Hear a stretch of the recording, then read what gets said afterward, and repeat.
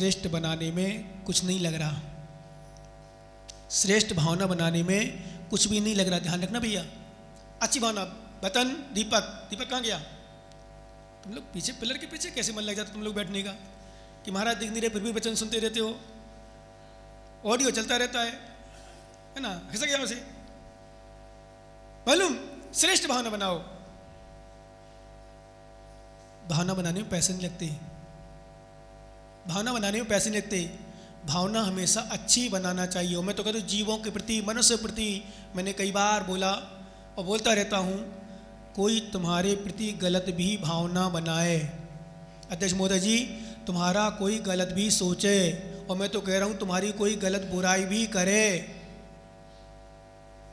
अभी मैंने बाबा से कहा था, जब उनको व्रत दे रहा था उसके पहले, मैंने बाबा, सनल हमारे बगल में खड़ा था, मैंने सनल तुम्हारी कोई बात हो जाए, वो हमें पता है तुम्हारी गलती नहीं है, हमें पता है सनल की गलती है, फिर भी हम तुम्हें डांटेंगे, उनको नहीं डांटेंगे। क्या बोला? हम तुम्हें ही डांटेंगे, अब बताओ क्या करोगे तुम? अरे महाराज हमारी गलती नहीं, हमें ही डांट रहे हो, हमें से लड़ रहे हो, उसकी गलती, हमने कुछ किया ही नहीं। नहीं, यहाँ मोक्ष मार्ग सबसे बड़ा है। यदि मोक्ष मार्ग प्रशस्त होता है समता से होता है। क्या होता है? समता से।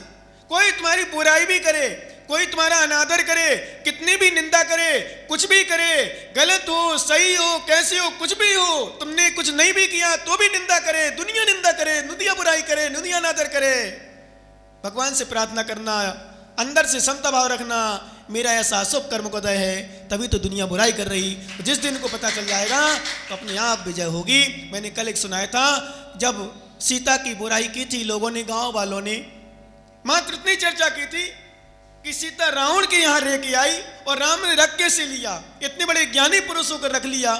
ये समाचार पहुंच गए थे राम के पास, तो राम ने भी, हिंदू दर्शन के अनुसार राम ने भी फिर भेष बनाकर गांव में सर्वे किया था, देखा था, सुना था क्या है। तो उन्होंने देखा कि चार वहां बैठे, चार वहां बैठी, दो वहां बैठे, चार वहां बैठे, चर्चा चल रही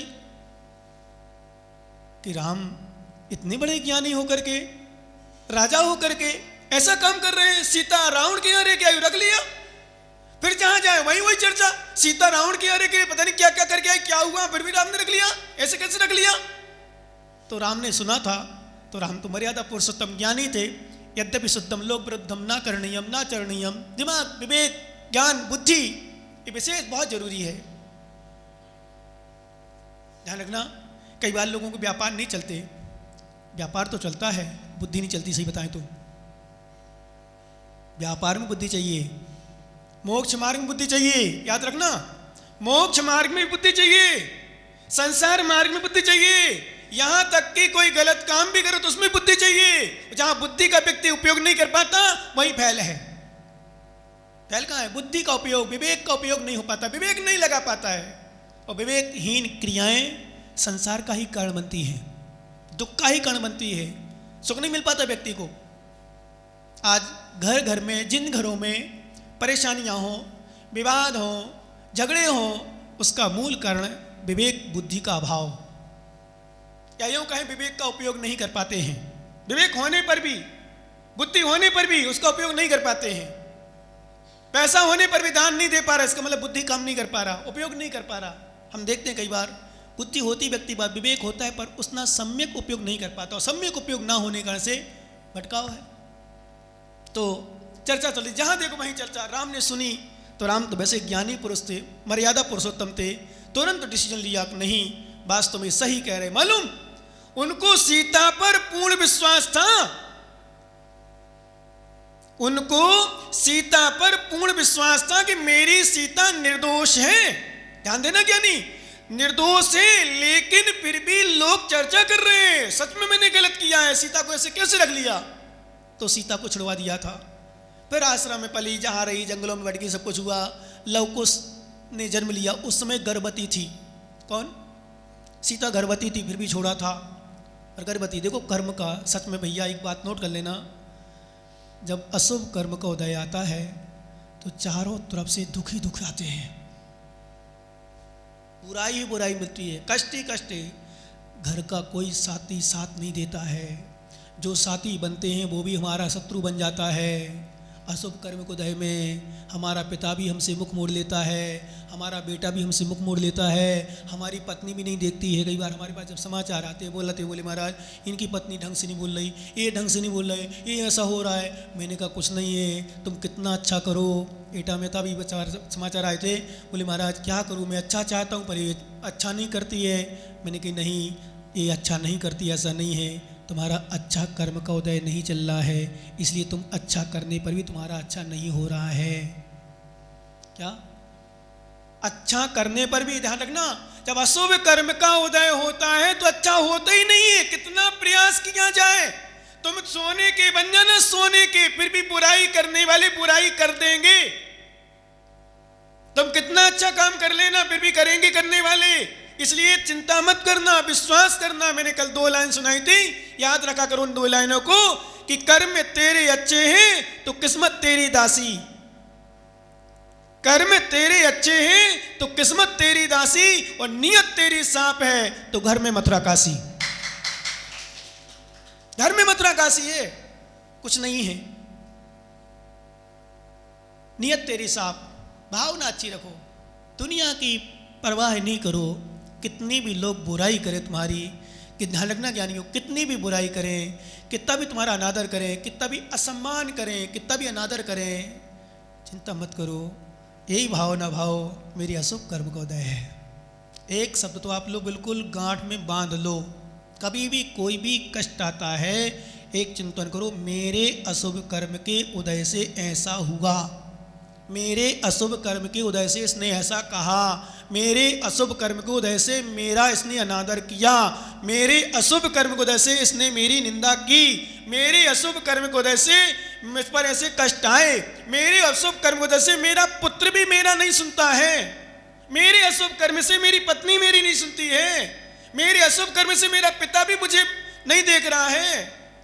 एक बार मैंने बताया था, विश्वास करना, एक पिता ने एक बेटे को सब कुछ दिया, वो एक बेटे को घर से ऐसे निकाल दिया। क्या है, क्या है बोलो? और ऐसे भी दृष्टांत मेरे पास है जिंदगी में, जिनको निकाला लास्ट में वही सहयोगी बना, वही सेवा किया उसी ने। ऐसे भी आए मेरे पास दृष्टांत, दुनिया में बहुत सारे हैं। राजस्थान में बहुत सारे प्रकरण ऐसे आए मेरे, जिस बेटे को निकाला, जिसको कुछ नहीं दिया, लास्ट में सास ससुर की सेवा उसी बहू ने की जिसको निकाला, भाग जा मेरे घर से। क्या ऐसे भी दृष्टांत है संसार में, विश्वास करना। फिर मैं बच्चों से कहता हूं, भले तुम्हें निकालना हो, तुम्हें कष्ट दिया हो, पर तुम्हें जन्म दिया तुम्हारे माता पिता ने, उनकी सेवा जरूर कर देना, तुम्हारे इसी में फर्ज है, यही तुम्हारा कर्तव्य। तुम्हें ये नहीं सोचो मेरे साथ ऐसा किया था, मेरे साथ मुझे साथ नहीं दिया था, मुझे स्थान नहीं दिया था, मुझे घर से निकाल दिया था, मुझे एक हिस्सा भी नहीं दिया, मुझे 1 रुपया नहीं दिया, फिर मैं क्यों सेवा करूं? नहीं, तुम्हें कुछ नहीं दिया, कुछ नहीं दिया, तुम्हें पैदा कर दिया, ये बहुत कुछ तुम्हें दिया है, तुम्हें पैदा कर दिया, ये भी बहुत कुछ दिया है, ये भी तुम अपना पुण्य समझो कि हमें पैदा तो कर दिया, नहीं किया होता पैदा फिर क्या करते। इसलिए सबके साथ अच्छा सोचो, कोई बुरा भी तुम्हारे साथ सोचे, कोई बुरा भी तुम्हारे साथ करे। एक बार मालूम, एक बार क्या हुआ, एक व्यक्ति था, वो एक व्यक्ति एक धर्मात्मा था, बड़ा धर्मात्मा पुरुष था। वो कहीं से जा रहा था, रास्ते में एक अनाड़ी व्यक्ति कह दें, विधर्मी कह दें, या दोष रखने वाला कह दें, उससे शत्रुता रखने वाला कह दें, या बैर रखने वाला कह दें, उसने क्या किया, राख उठाई, राख क्या उठाई, राख, और उसके ऊपर डाल दी। तो मालूम उसने ऊपर देखा और भगवान को, खुदा को शुक्रिया किया, भगवान धन्य तेरा शुक्रिया। वो झड़ाई राख, वो आगे बढ़ गया। ध्यान सुनना ज्ञानी, क्या राख झड़ाई आगे बढ़ गया। साथ में देखने वाले, साथ में रहने वाले बोले, भैया तुम क्या कर रहे हो, खुदा को शुक्रिया कर रहे हो, उसने राख डाली, इसको मारो ना, पीटो उसको। बोले नहीं, मैंने खुदा को शुक्रिया इसलिए किया कि खुदा तेरा शुक्रिया है, मैंने इतने जीवन में पाप किए हैं, ये राख ही बरसाई, यदि आग भी बरसाता तो भी कम था। क्या इसने राख ही बरसाई, यदि आग भी बरसाता तो भी कम था। मैंने इतने पाप किए जिंदगी में, संसार में, इसलिए और कहीं आग बरसाता तो मैं क्या करता, राखी तो बरसाई। क्या किया, राखी तो बरसाई, राखी तो मेरे ऊपर डाली, मेरा शरीर तो गंदा किया, मेरी आत्मा को गंदा नहीं किया, मेरी आत्मा को गंदा नहीं कर सकता। ये सोच जिस दिन ज्ञानी पुरुष की हो जाएगी, विश्वास मानो अराव वालो, उस दिन तुम्हारा कल्याण प्रारंभ हो जाएगा। उस दिन कल्याण प्रारंभ हो जाएगा। क्यों? क्योंकि जब तक सम्यक सोच नहीं आ पाएगी तब तक हमारा कुछ भी होने वाला नहीं है। सीता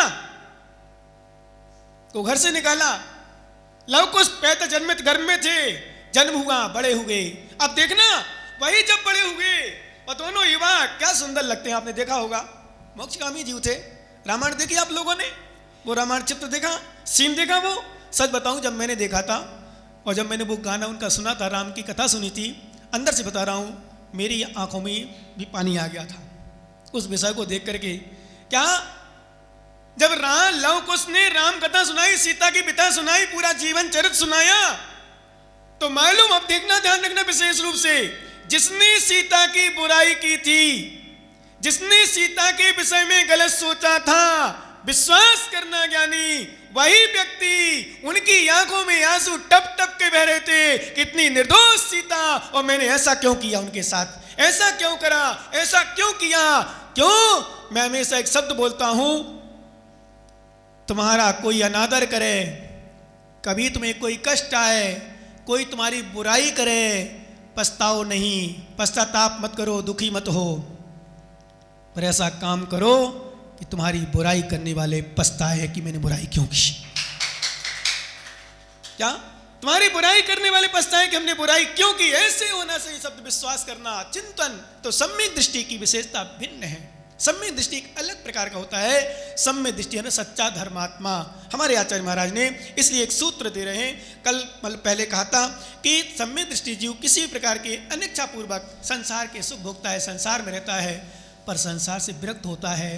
जैसे कीचड़ में सोना होता है, सोना कीचड़ में होता है, कीचड़ में होते हुए भी कीचड़ में लिप्त नहीं होता, लिप्त हो भी जाए तो सोना सोना ही रहता है। लिप्त मतलब उसमें पड़ा है, कीचड़ में पड़ा है। लेकिन एक बात ध्यान रखना, हमारे शास्त्रों में लिखा, सोना चाहे कीचड़ में हो, सोना चाहे मखमल में हो। समझ में आ रहा क्या? नहीं, सोना चाहे कीचड़ में हो, सोना चाहे मखमल में हो, सोना तो सोना ही होता है। ऐसा धर्मात्मा चाहे घर में हो, धर्मात्मा चाहे मंदिर में हो, धर्मात्मा चाहे व्यापार में हो, धर्मात्मा तो धर्मात्मा ही होता है। उसके भाव सब जगह विशुद्ध बने रहते। घर परिवार में रहे, मंदिर में, ध्यान रखना, सबसे बड़ी धर्मात्मा की पहचान मात्र पूजा करते समय प्रणाम निर्मल नहीं रखता। सच्चे साधु की पहचान मात्र सामायिक के समय प्रणाम निर्मल नहीं रखता। साधु को अच्छे आहार मिलते रहे, व्यवस्था बनते रहे, अच्छे समता बना के रखे, इसमें कोई विशेषता नहीं साधु महाराज की। साधु का अनादर हो, साधु की निंदा हो, साधु को ठोकरें मारी जाए, साधु को घर से निकाला जाए, गांव से निकाला जाए, समाज के लोग बुराई करें, फिर भी साधु समता में जिए कि जे कर्म पूरा किए खोटे सहे क्यों नहीं जिए रहा। ये साधु की विशेषता है। साधु की विशेषता वही होती है, सच्चे साधु, सच्चे श्रावक, सच्चे मुमुक्षु, सच्चे ज्ञानी, सच्चा धर्मात्मा, सच्चा आत्मकल्याण का इच्छुक, वही होता है जो शांत प्रणाम, विशुद्ध प्रणाम। ध्यान रखना, क्योंकि एक बात और नोट कर लेना, आप लोग क्योंकि नए हो, बहुत दिनों बाद शायद मिले हो मौका। क्या माता जी महाराज आते तो हैं पर रुकते कम होंगे, इतना शायद इतना सारा समय मिला भी होता, पर इतने प्रवचन नहीं मिले होंगे, मिले भी होंगे तो मुझे विश्वास इतने सारे लोग नहीं आते होंगे। क्या इतने सारे लोग नहीं आते होंगे, मुझे विश्वास है पूरा।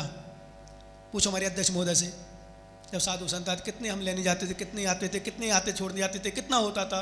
नहीं होता था ऐसा। लेकिन एक बताऊं, कहते हैं जब जिसका समय आता है तो निमित्त तो कुछ भी हो, जब उपादान में युक्ता आती है तो कहते हैं ऐसा, जब उपादान में युक्ता होती है तो निमित्त अपने आप चल के आ जाता है। क्या कहते हैं? घर में कहावत है कि जब पाप कर्म का उदय होता है, जब पाप कर्म का उदय होता है और विश्वास करना शुभ कर्म का जब उदय होता है तो कहते हैं गीली लकड़ियां भी अपने आप से लग जाती हैं। क्या? अशुभ कर्म के उदय में जब मकान आदि जुलना होता है, दुकान कहते बहुत लगी शॉर्ट क्या बोलते, शॉर्ट सर्किट क्या बोलते हो, अग्नि लग जाती है ना, चिंगारी अग्नि लाइट से शॉर्ट सर्किट हो गई, क्या हो गया ऐसे बोलते हैं, है ना? क्या हुआ ये? करोड़ों का मान सोना हो गया। कैसे होगा? अशुभ कर्म के उदय में सोचना कोई बड़ी बड़ी आग लगा देता है तो भी कुछ नहीं होता।